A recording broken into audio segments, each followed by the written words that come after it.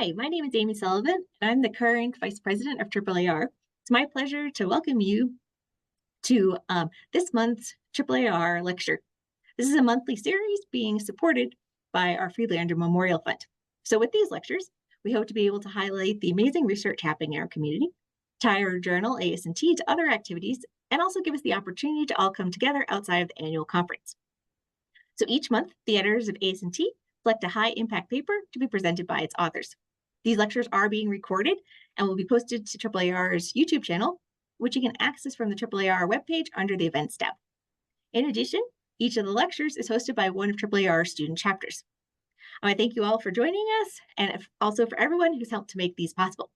And with that, I'll turn it over to AAAR's newest student chapter from Texas A&M. Thanks. Thank you, Amy. Hello, everyone. I am Sahir Gagan. I am President AAAR Student Chapter, Texas A&M University, and I welcome you all on behalf of Texas A&M Student Chapter.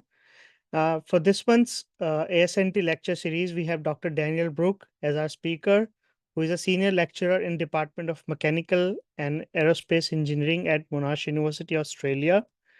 He completed his PhD in engineering from Monash University and is widely known for his work in the field of fluid mechanics of aerosol and sprays, with particular focus on pressurized meter dose inhalers. During his postdoctoral fellowship, he has been involved in developing a range of novel synchrotron X-ray measurement approaches for cavitation and sprays. Dr. Duke has published over 40 peer-reviewed journal articles and has been refereed for over 50 conferences proceedings in the past decade. Currently, he leads a multi-phase flow research group in the Department of Mechanical and Aerospace Engineering at Monash University and has been recognized with many awards, including Fulbright Fellowship and Australian Research Council TECRA Fellowship. So without further ado, I'll hand it over stage to Dr. Brook and Dr. Duke. And if you have any questions, please feel free to type it in the chat. And you may also ask unmute your mic and ask Dr. Duke if you have any questions in between. So Dr. Duke, stage is all yours. Thank you, Sahir. It's a pleasure to talk to you all today. I'm all the way over in Sydney, Australia today. It's about 8 in the morning here, and it's a very pleasant, sunny winter's morning. I know it's probably quite hot for many of you in the Northern Hemisphere. I'm just going to share my screen. Because I'm on a limited Wi-Fi, I'm just going to turn off my camera, but hopefully you can all hear me. And if anything goes wrong with the link, just interrupt and let me know. And hopefully we'll be fine. So as Sahir mentioned, my name's Dr. Daniel Duke. I'm from the Department of Mechanical and Aerospace Engineering at Monash University in Australia. And I'll begin briefly, as we do with all of our presentations, just acknowledging the Indigenous people on whose our university is situated and paying our respects to their elders. And we also respect the elders of the first peoples of the lands of where you work, wherever you may be around the world. So this is our paper sorry, it seems the slides seem to be going on their own because of the timing. In Aerosol Science and Technology. So the DOI is down here, and I'll end. I'd like to begin by acknowledging my co-authors. So firstly, my former grad students, Harry and Denisu, my former PhD advisor, Professor Honorary, my colleagues at the synchrotron, Alan Castengren, Malavsky, Brandon Sforzo, some of my colleagues in the pharmaceutical world, Ben Myatt and Stephen Stein, and Professor Paul Young at Macquarie University. So this research that I'm going to show you today, and this paper really is a big collaborative effort that's been spanning many. As Sahir mentioned, I'm part of the multi-phase flow research group at Mechanical and Aerospace Engineering at Monash Uni. There are a couple of our students, a photo taken last year. For those of you who don't know where Monash Uni is or anything about us, our main campus is located down in Melbourne, Australia, where a very large university, biggest university in Australia by student numbers. Monash is ranked by 54 in the world on the Times ranking and one of the top schools in Australia for engineering. So very large teaching and research university. Melbourne, Australia is a very nice city. It's a lovely place. Please do come to visit if you're ever in Australia. We're down in the southeast.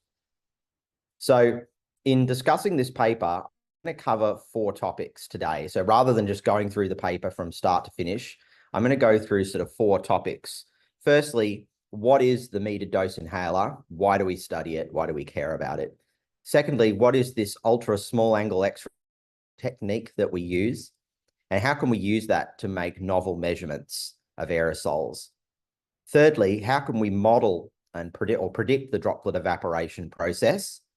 And then finally, if we bring the model and the experiment together, what can we learn about the droplet evaporation process? So this is a pressurized metered dose inhaler, more commonly known as an asthma inhaler or an asthma puffer. I'm sure almost everyone here either has used one of these, you have a family member or friend who uses one of these to treat their respiratory condition. They're the most common self-administered respiratory management medication in the world. Tens of millions are sold every year. They're very common, very low cost. The way that they work is that there's a canister full of a volatile propellant formulation here. And it's typically a mixture of a hydrofluorocarbon propellant with your drug, but the drug is often not soluble in the propellant. And so what we might do is add a co-solvent like ethanol. And ethanol is much less volatile than the hydrofluorocarbon propellant. So you've got a mixture of 2 fluids and their volatilities are very different. When you press down on the canister, some of this fluid is metered through a shuttle valve, small chamber, and then it sprays out a tiny hole that's about 0.3 to 0.4 millimeters in diameter. And when this happens, it forms a very fine spray. And here's an image on the right of an actual spray from an inhaler taken in our lab. And these sprays have droplets that are sort of 5 to 10 microns in size, and they evaporate very quickly in the order of hundreds of microseconds or less. It's a very complicated process when we think about the fluid flow processes that occur inside the device. And the little cartoon on the left here gives you a rough idea of what's going on. Because the hydrofluorocarbon propellant is very volatile, it wants to be a gas at room temperature and pressure, but it comes out as a liquid. So which means it instantly starts to boil when its pressure drops. And so you get big bubbles forming inside the chamber. And then you get this bubbly mixture ejected through this tiny orifice. And then what happens when the fluid comes out at very high velocity is it flash evaporates. And that some of the hydrofluorocarbon rapidly turns into vapor. It gets very cold. And the rest of the liquid that remains is then creating this turbulent jet. And warm, humid air gets mixed into the jet through turbulent mixing, entrainment, and then that helps of the droplets evaporate. And so some of that hydrofluorocarbon flashes off very fast. Some of it takes longer to evaporate, and then the less volatile phases evaporate more slowly later on. And this multi-stage process is what gives rise to our particles and respirable droplets that we want to inhale. So this is the product, and the fluid mechanics and the physics of what's going on inside are very complicated, very difficult to predict, very difficult to model. The reason why we care about this, these devices have been used for over 60 years now. So we understand them from an engineering perspective pretty well, even if we can't predict the fluid behavior, just through having been making them and using them for 60 years. So why are we suddenly now wanting to in detail? It's because we need to change the propellant. The propellant gases used in a lot of current generation asthma and COPD products are very, very bad for the atmosphere. They have global warming potential 1,400 to 3,000 kilograms per CO2 equivalent, and regulations around the world are phasing them out, and we're going to replace them with these lower global warming potential alternatives. We've already done this in heating, air conditioning, refrigeration systems, fire retarding foams, insulation, a lot of other applications where hydrofluorocarbon products are used. They've already phased them out. Medical devices are one of the last categories left, and it's because of the difficulty of getting regulatory approval to make new products and making sure they work well and there's human consumption. You can imagine how difficult it is to get approval from the FDA for using new chemicals, for example. And the engineering challenge here with these metered dose inhalers is that because all the fundamental chemical physical properties change, density, different surface tension, different saturation temperatures and pressures. This all gives rise to changing in that flash evaporation mechanism that I just talked about before. And since that changes, it's going to change the way the droplets form. And you can rough idea of what's going on here if you look at some of the key non-dimensional parameters. So this one here is called the Jakob number. It's basically the ratio of sensible to latent enthalpy of the fluid. So the energy available in the fluid versus the energy to change it from a liquid to a gas. And you can see in the new products that it's noticeably lower, sort of around 0.3, whereas the old ones are around 0.4. And so this changes its behavior. And when we've done laboratory testing, we find that the actual respirable dose particles delivered to the lungs does measurably change. So it's something that we have to worry about. So this is why we want to understand these products. The other thing is we want to understand what happens to the particles that are produced by the inhaler. So the liquid evaporates away and it leaves behind the drug particle, which could be, it could precipitate out of solution or it might be suspended.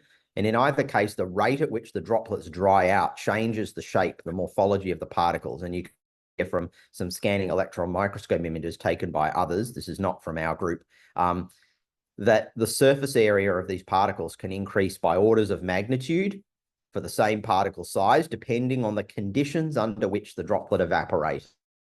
This is one of the reasons why, from a pharmaceutical perspective, it's so important to us to understand droplet evaporation.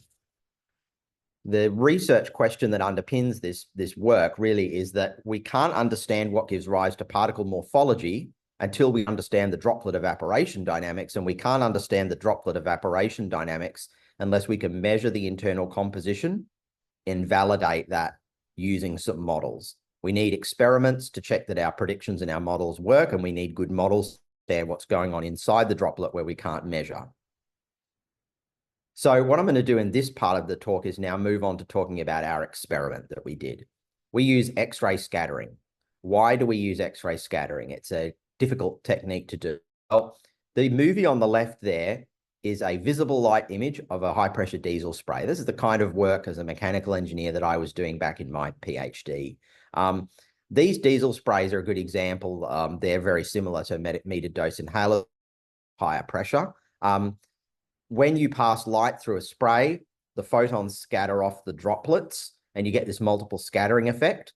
And this multiple scattering is so powerful that even with a very, very bright light source, no matter how bright it is, no light gets through the spray. You can't see what's going on inside because the droplet number densities are too high.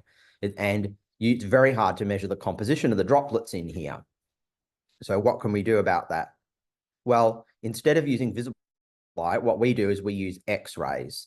So if I take a single aerosol droplet and I could hold it in some optical tweezers, for example, then I can use, say, interferometry of visible light in order to make a lot of good measurements about it. But when I've got droplets in the millions and millions inside and I want to measure their average properties, those techniques don't really work because of the multiple scattering. So if we shift down our wavelength from visible light down to X-ray, the X-rays will go straight through the spray. And the X-rays are pretty insensitive to the temperature and the pressure of aerosol. And they retain information about the structure of the objects that scattered them all the way down to the atomic scale. So we're going down to sort of 10 to the minus 10 meters, like angstrom resolution. So we're free of our diffraction limit that we get with visible light with microscopy. And if you use a little bit of clever maths, the size, shape, and composition of micro to nano-sized objects like small aerosol droplets can be recovered from the scattering pattern. So this is what we're going to try and do. Let's just talk briefly about the physics of how X-ray elastic scattering works. This is going to be just a very high-level overview. And if you have any questions about any of this stuff, I'd be happy to take them. Most of the interaction that we're going to be talking about here is elastic scatter. The X-rays get scattered, but their wavelength or their energy doesn't change. So let's imagine that our aerosol droplet gets hit with a plane wave of X-ray radiation, and it's going to scatter at some angle 2 theta. When a plane wave interacts with the electron cloud of an atom, the electrons resonate at that frequency and they'll emit some coherent secondary radiation. And that emitted radiation interferes with the incident radiation and you get an interference pattern. If you know anything about Mie scattering, Rayleigh scattering, you'll be familiar with this kind of idea, diffraction, basically. And the maximum constructive interference occurs at 0 angle. So you get very strong interference at 0 angle, and the signal drops off as you increase theta. So it's very similar to me scattering that you might do with visible light, but the difference is that the wavelengths are now so short that the interactions are with the electrons. And since the electrons tend to be found in their shells, in their orbits around the nucleus, we have to account for the fact that the electron, this is not a hard ball, it's actually a fuzzy electron cloud. And so we have some probability distribution that we get for our scattering. The other thing about X-ray scattering to know is that the scattering angles are really small because of the wave. And so talking about an angle in degrees or radians is really not practical. Instead, what we do is we refer to it in terms of a wave vector Q. So it's just another way of expressing the scattering angle for very, very small angles. And so when I talk about this presentation, really, I'm talking about scattering angle. The measured scattering intensity that you get if you scatter radiation off of some collection of atoms or molecules, and you measure the scattering intensity as a function of increasing angle, or Q, when you measure that, the scattered intensity is the square of the Fourier transform of the scattering length distribution. So if you could find a way to invert that Fourier transform and reverse it, you could recover the structure of everything that scattered the radiation. It's much easier said than done. That's the basic idea behind it. And the scattering pattern that you get is what we call in reciprocal space, which I don't really have time to get into too much, but it basically just means that big objects scatter at very tiny angles, and small objects like atoms are at large angles. And so with X-ray wavelengths, we can look all the way down to the molecular scale at wide angles. And as we narrow in our angle towards 0 degrees, we're getting larger and larger objects. Our aerosol droplets are pretty big compared to the size of the atoms, so we're going to be at very small angles. So very briefly, this is the kind of X-ray scattering pattern that you may have seen in a textbook if you've ever read anything about it. This is X-ray crystallography. Take a crystal that has a repeating molecular structure. You'll get correlation peaks due to that repeating crystalline structure, and you get these little dots on the X-ray image called Bragg peaks. Because you get this uniform structure. And if you can use the position of these dots in phase and Q, which is like the radius from the center angle there, you can use that to recover the structure of the crystal. And of course, the most famous example of this is the double helix structure of DNA. This little white stick here, important later, this is the beam stop. The incident X-ray beam here from a synchrotron is so bright, tens of thousands of times brighter than the scattering pattern, that we have to block it. Otherwise, it will saturate the camera. It will damage the camera. So the light coming is very bright. The scattering pattern is pretty weak. And so we have to block the incident radiation. Now, if we don't have a crystal, if we have an amorphous solid, let's say we've got, we've got a liquid, well, there won't be any dots anymore because we don't have any repeating crystalline structure. In an amorphous material, you get rings. These are called Debye-Sharrer rings. And this is basically what a powder diffraction image looks like. If you've ever heard of powder diffraction, it's another X-ray technique. The structure of the object's not important, but what matters here is the scales. And as we go out from the center outwards, the intensity of the scattering depends on the size and the scale and the structure, the molecular composition of the object we're looking at. In this case, we don't need to take a picture anymore. We just need to know the scattering intensity. We can just plot it from the center outwards as a line plot. And with the angle here no longer matters anymore. So that's the kind of thing we're looking at in an aerosol droplet. It's going to be randomly oriented. There's not going to be any repeating structure. So we're going to get rings like this. Okay, so I mentioned that big objects scatter at small angles, and small objects scatter at big angles. Well, what if we want to look at aerosol droplets? Aerosol droplets are about a micron in size. If we use the right X-ray wavelength to get a good signal out of them, which turns out to be about 21 kilo-electron volts, you'll have to take it from me that that's a good X-ray energy for an aerosol droplet. If you do that and your droplet is about a micron in diameter, the scattering angle that you need to get your peak scattering intensity is very small, 0.003 degrees. And if you tried to use a conventional X-ray benchtop machine, That little beam stop, the stick that blocks the incident beam, would hide that signal because it's just the radiation that you're scattering is too close to the incoming beam. So a traditional X-ray scattering machine will never work for aerosol droplets. And so what we do is we use a very special machine called a Bonds-Hart setup. And in order to use this, we need an almost perfectly collimated X-ray source, and we need to have many decades of sensitivity. So we need a very collimated, coherent X-ray beam, and it needs to be able to be, we need to be able to make measurements that are tens or hundreds of thousands of times weaker than the incident radiation. And in order to get an X-ray beam that behaves like that, we go to a synchrotron radiation facility. If you're not familiar with the synchrotron, you can sort of think of it a little bit. It's analogous to an X-ray laser. So you know that a visible light laser is a highly coherent and collimated monochromatic light source.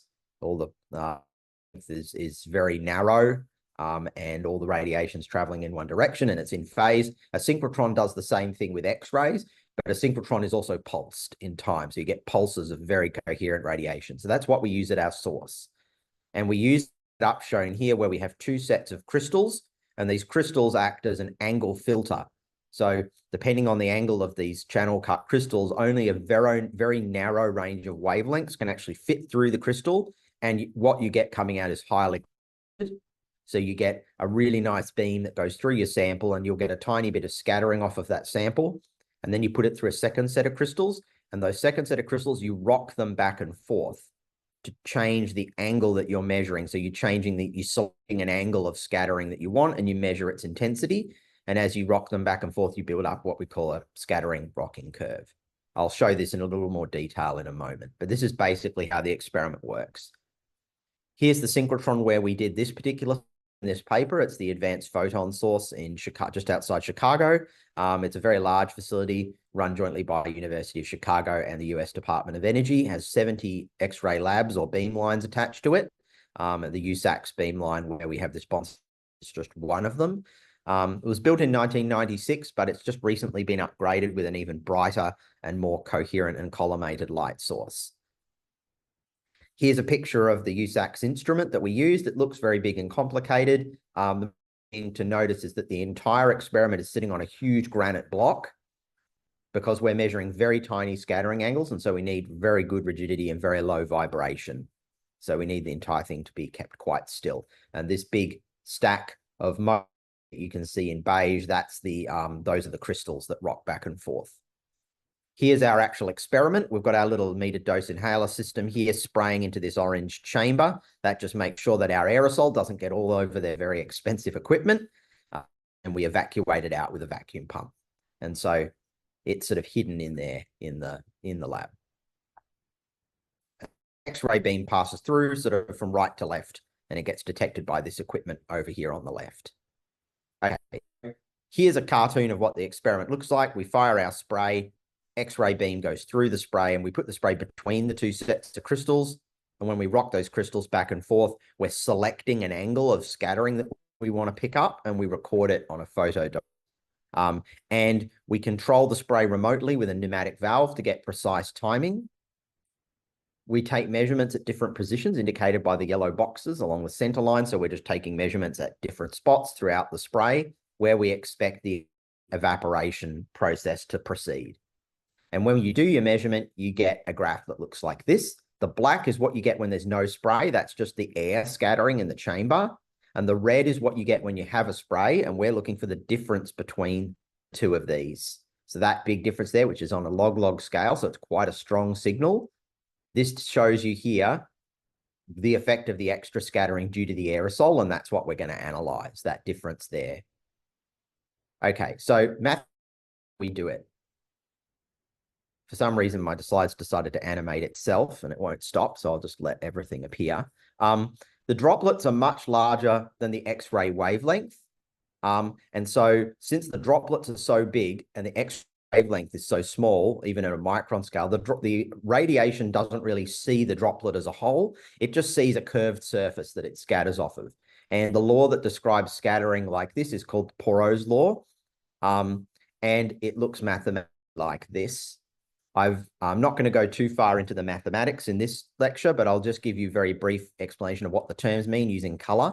So the blue here, this is our scattering cross-section per unit volume. We'd like to measure this. Our purple term here, delta rho squared, that's basically the electron density contrast between the air and the droplet. So that tells us what's the electron density of the droplet. And it turns out that the amount of propellant in the droplet, the amount of fluorine in the propellant strongly affects this term. So this is give us our composition. And the green term, that's the surface area density. It's going to be related to the size distribution, the total amount of surface area that you get. Now that scattering cross-section, the blue term, we get that by making by experimental measurement. So we measure some arbitrary intensity I from a photodiode as a function of angle Q. And that's going to be equal to the solid angle of the scattering times the cross-sectional area in green times the thickness of the sample in times the amount of transmitted beam in red. So we measure all of these things, and then we can get our scattering cross-section. Now, if we go and fit a curve to these parameters, noting that a whole lot of them will be constants, we can put them together into called the Poirot constant, B. So we'll hide all of the messy mathematics away, and we'll just say that our scattering that we measure is proportional to some constant times the thickness of the sample, that is the amount of aerosol we're going through, to the power of -4. And we just need to measure B by least squares fitting. And the sample thickness, the L term, can be determined by how much X-rays get absorbed by the sample. But we have to do that at a different X-ray radiation, a different wavelength than we do, say, for the scattering. When we do scattering, we want a high energy, shorter wavelength where the scattering is strong. But at that point, the amount of transmission is nearly 100%. So if we repeat our experiment at a different facility where we drop 8 kiloelectron volts, so we go to a longer wavelength, we get more absorption in the sample. And when we do that, we can calculate the amount of transmission. And if we know what the droplets are made of, their composition, density, we can figure out what this L term is. We don't know what these are, by the way, but I'll come back to this in just a moment. Okay, so given that we've got all our equations that we need, we can now calibrate our experiment. So to do this, what we do is we take our equations and we do a little bit of manipulation. The scattering surface area per unit volume is going to be related to the Sauter mean diameter, which we can go and measure independently. So if we know the Sauter mean diameter, which is related to the size distribution of the droplets, the sort of average size of your droplet, it's your volume to surface area ratio, basically. We can get that term. Now, if we put together our previous equations and we just rearrange them all, we get an expression like this. On the right-hand side of this equation, these are all things that we can measure in the lab. We get our tau term from the amount of X-rays absorbed by the sample. We get our B, that's our Poirot constant, from our X-ray scattering from the USAC, least squares curve to the scattering curve, and get B. And we get our D32, our Sauter mean diameter, independently by doing a laser diffraction measurement at the same position under exactly the same conditions. And if we do that, then we'll know the right-hand side. And then we know the left-hand side, and it turns out that the left-hand side is the electron density function, the scattering contrast, times the absorption coefficient of the material times its density. All of those things are purely a function of the position of the droplet. So if you've got a binary droplet, then if you have some mass or mole fraction, you can calculate the entire left-hand side just from the chemical physical properties. You can look it up. You can get values of these you can look it up. And so then we can develop this lookup function here. And the value of the left-hand side here is directly related to a particular mass or mole fraction. And what happens is that as the amount of propellant decreases and the amount of ethanol in our droplet increases, the value of this has to drop because there's less and less electron density in the droplet. And at some point, when we hit this blue dashed line here, we reach some magic value where at that point, the electron density on average of the droplet is too low for there to be any. Remember, fluorine has a pretty high atomic number. Fluorine is one of the main components in hydrofluorocarbon propellants. Once we hit the limit where there can't be any fluorine atoms left in the droplet, then at that point we can say propellant evaporation is completed.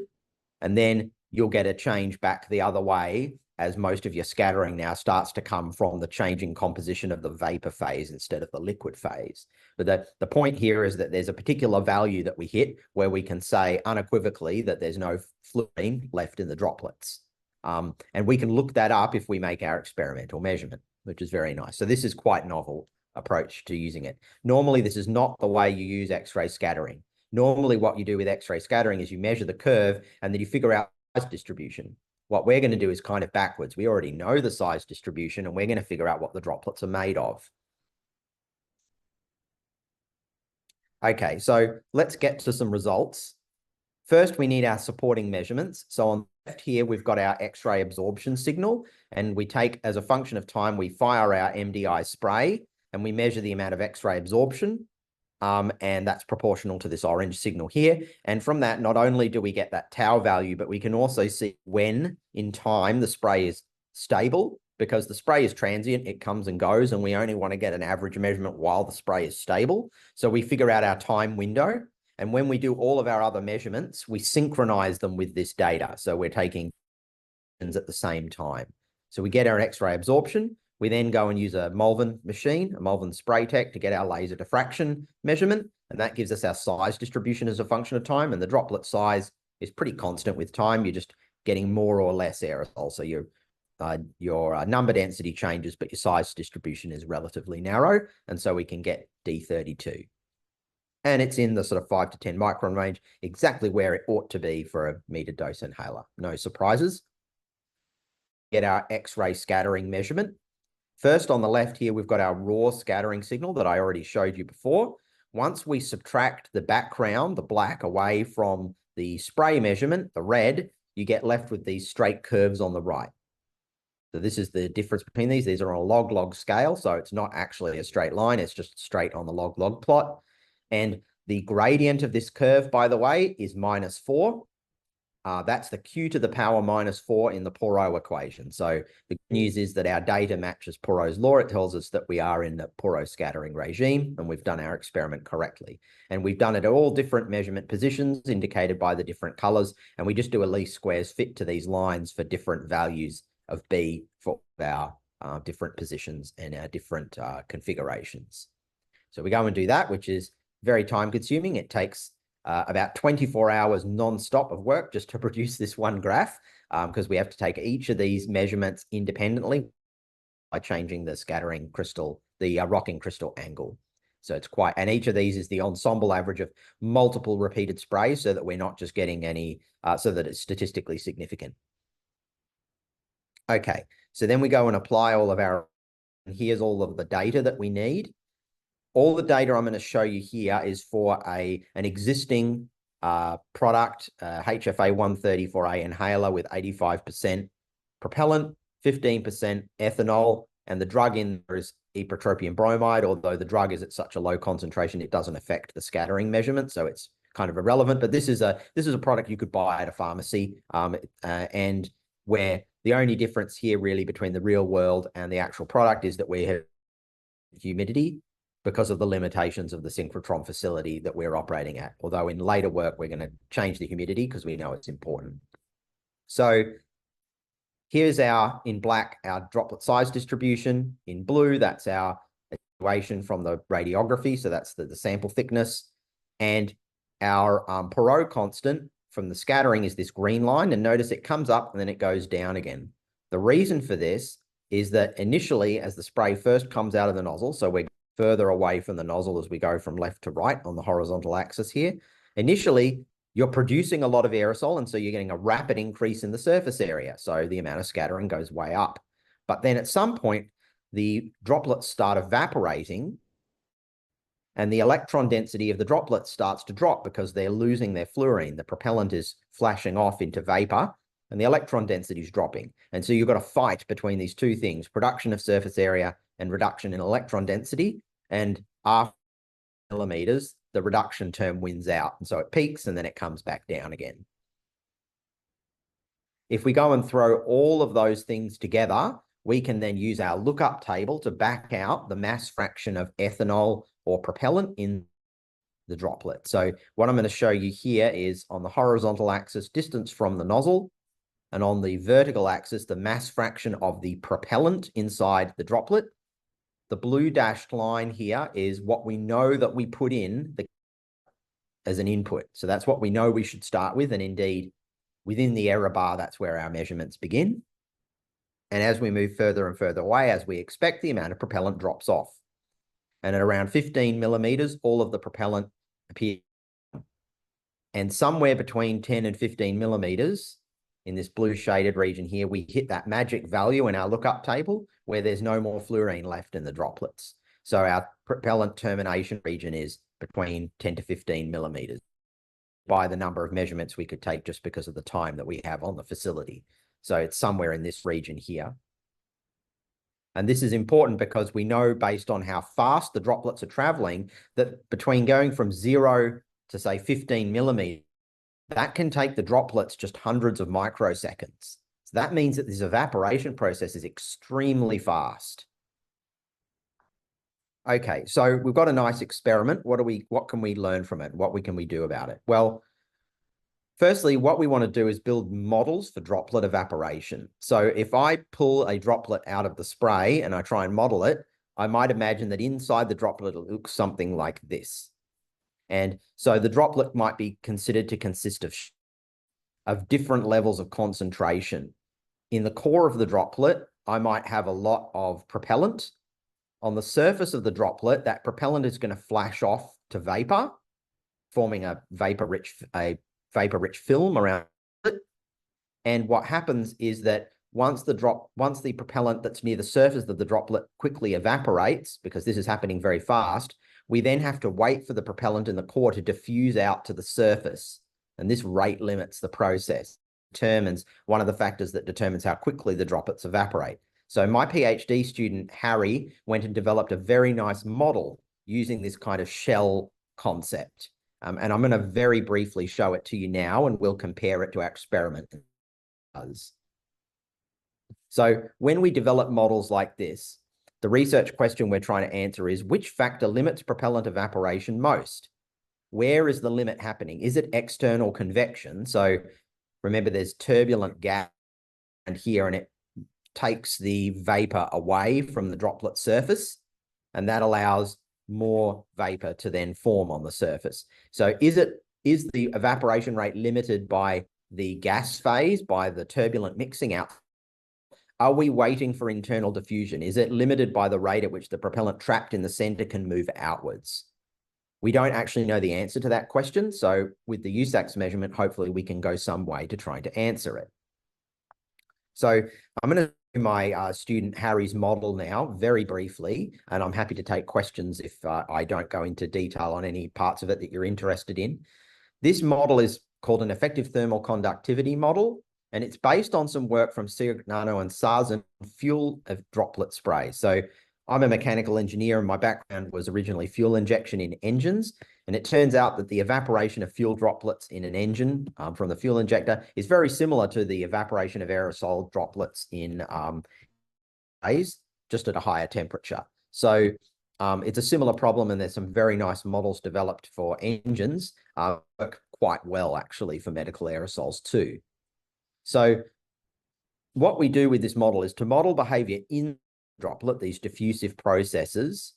First, we non-dimensionalize everything by the radius, because the droplet's going to be getting smaller as it evaporates, but we say the droplet's made of shells, and the shells are non-dimensionalized by the total radius cap r. We're going to do some of time as well. And so the mass fractions and the temperatures can be described in these different shells in the droplet as a function of radius.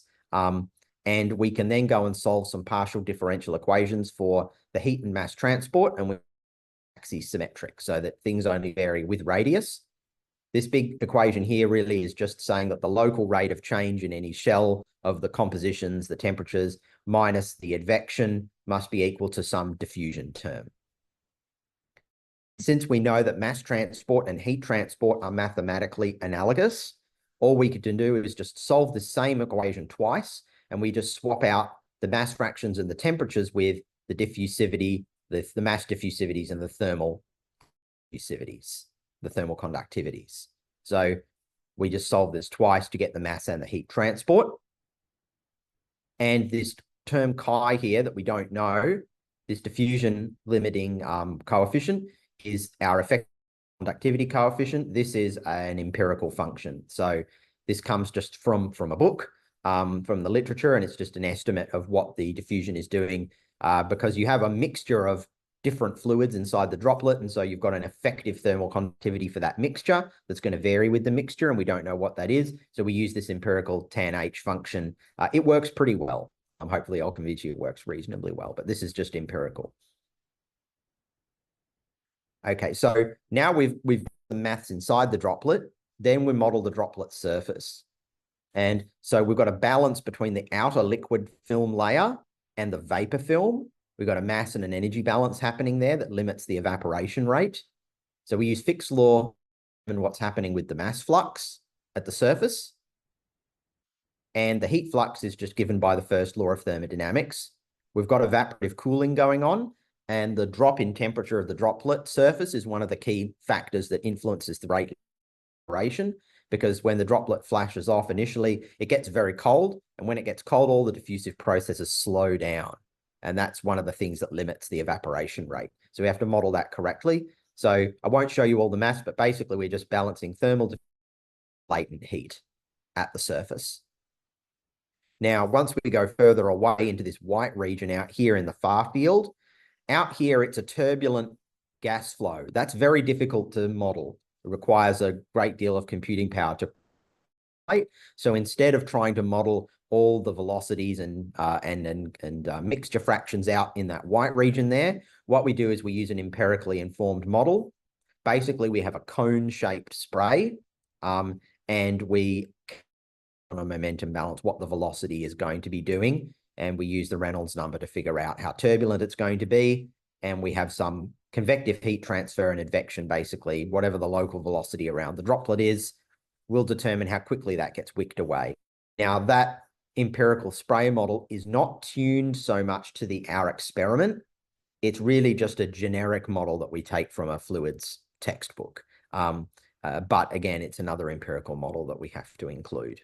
So as long as the angle of the spray, which we can tell from our optical imaging of the spray, then we have all the information we need. And the reason this is important is that far field, that white region out here, it advects away this vapor-rich film, replenishes that film with warm, dry air that allows mass flux and temperature to recover. So the rate at which that vapor film gets wicked away is quite important in determining the evaporation rate as well. As it is, the quicker that's going to happen.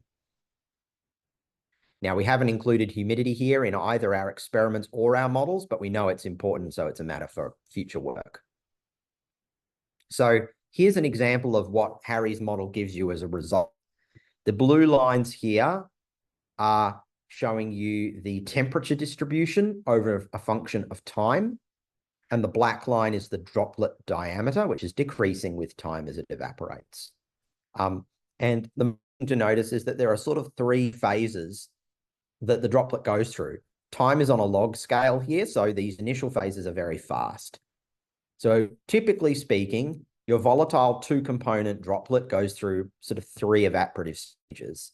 Firstly, in the first sort of fraction of a millisecond, your first sort of 100 microseconds, you're going through an evaporative cooling and a volatile flash off, where that surface of the droplet is quickly vaporizing, but then the droplet gets really, and everything slows down and sort of stops for a while.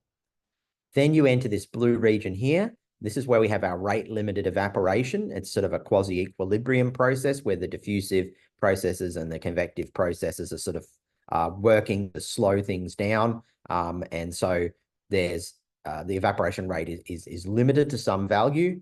And then once all of the propellant is nearly gone, the droplet can then warm back up again, and the less volatile species evaporate in the final phase. The question is, in the MDI spray that we measured, where do these phases occur? Which of them are important? And where is that rate-limited evaporation occurring? Is it occurring inside the droplet or outside the droplet, or where is the limiting factor? Okay, so in bringing it all together, what I'm going to do now is, this is the main result that we published in our paper. we're going to take Harry's model that I've just shown you with the shell, and we're going to compare that directly to our USACS experiment. This is a blind comparison. The model was developed independently of the experiment. The only thing we did was that we set the initial velocity of the spray model, that empirical spray model, to match the correct exit velocity and cone angle of our MDI. And we used the same chemical-physical properties for the actual substances, which we just get from NIST databases.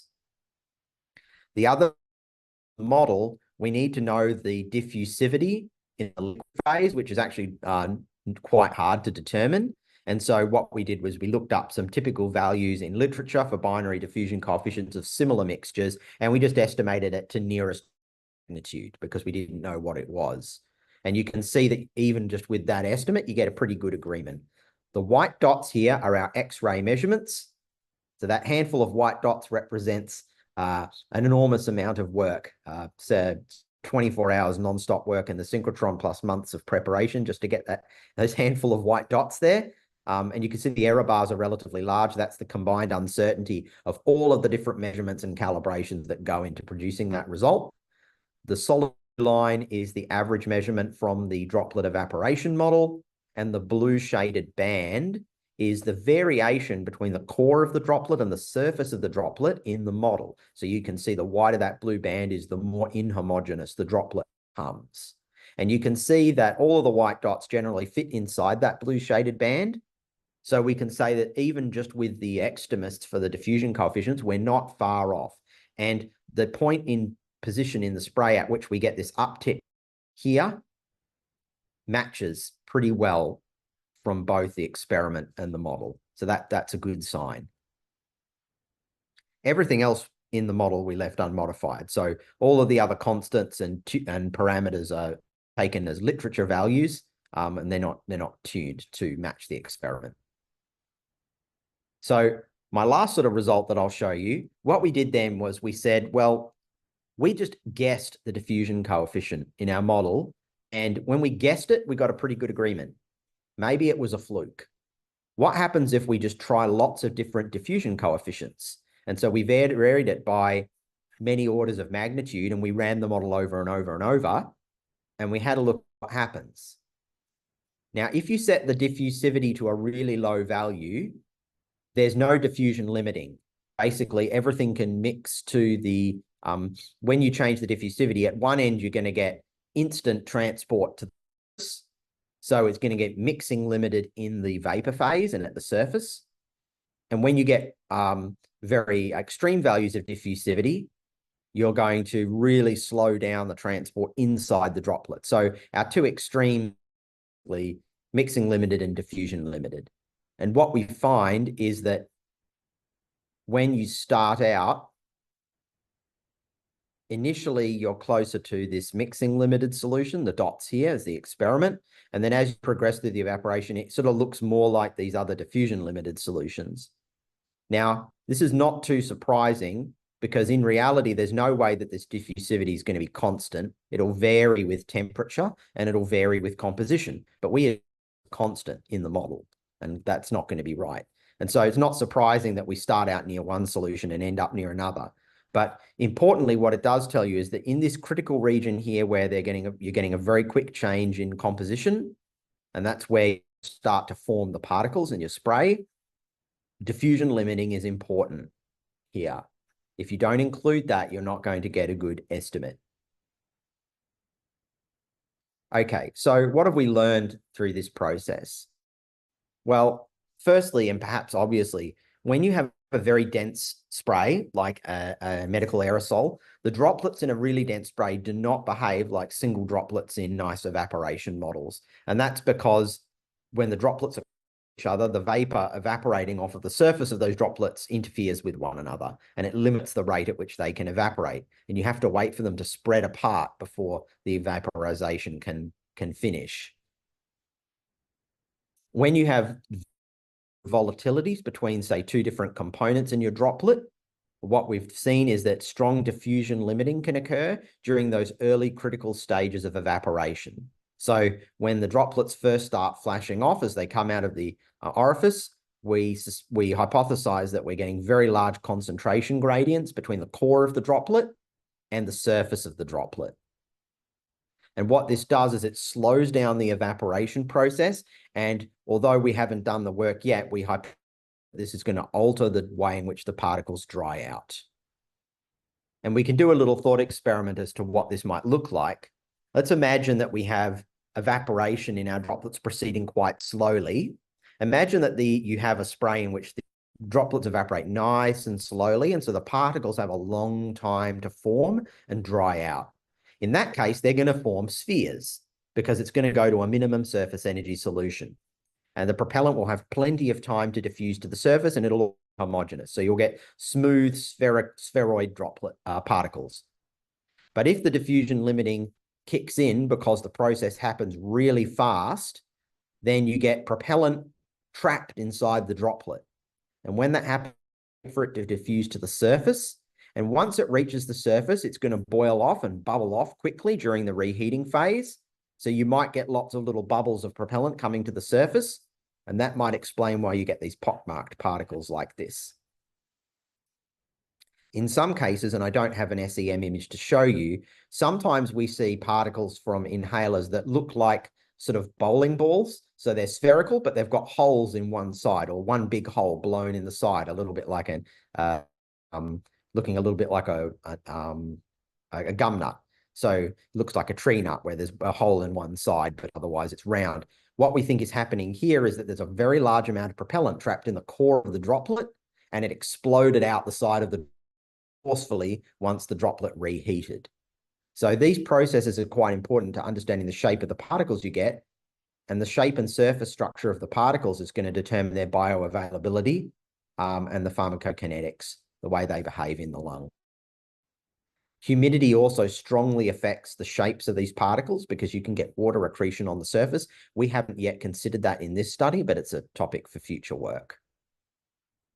So with all of that, that brings me to the end of the presentation. I covered a huge amount of stuff, and I know some of it is probably going to be sort of outside the realm of what many of you will normally do. So if you have any questions or if anything wasn't clear, I'd be very happy to take your questions. And thank you very much for your time. Thank you, Dr. Duke, for the wonderful talk. The session is now open to Q&A. If anyone has any question, can unmute and or type it in the chat. We can address the query.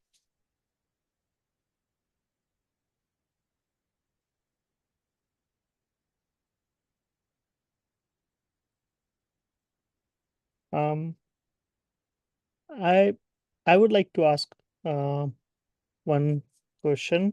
So yeah,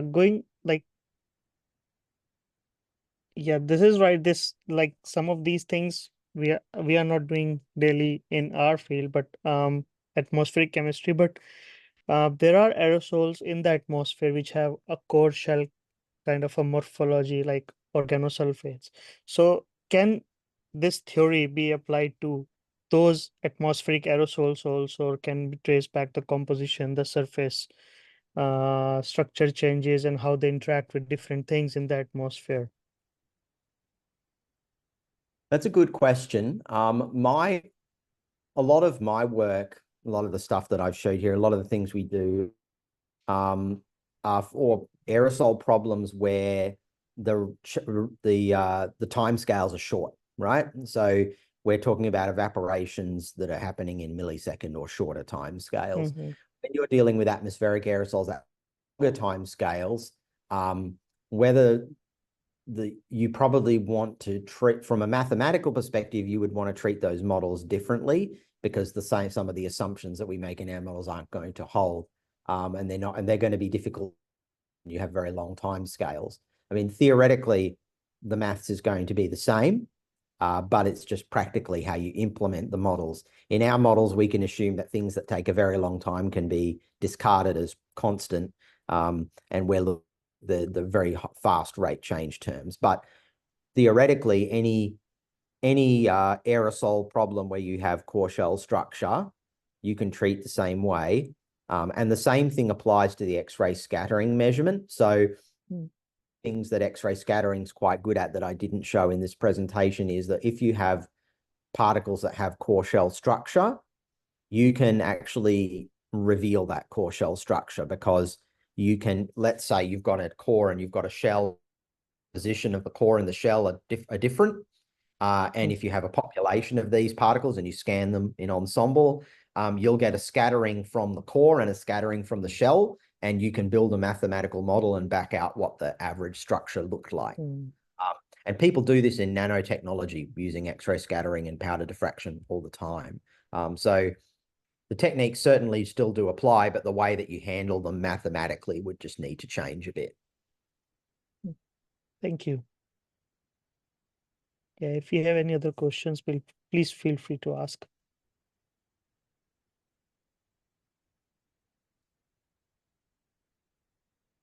Yeah, I don't see any question in the chat as well.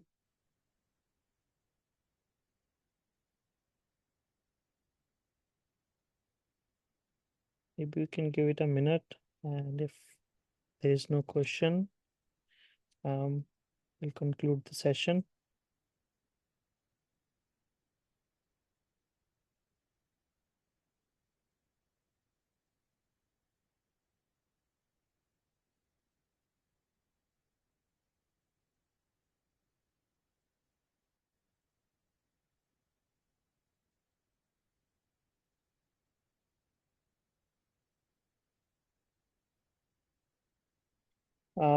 So I guess if there are no questions, we'll conclude this ASNT lecture session of this month.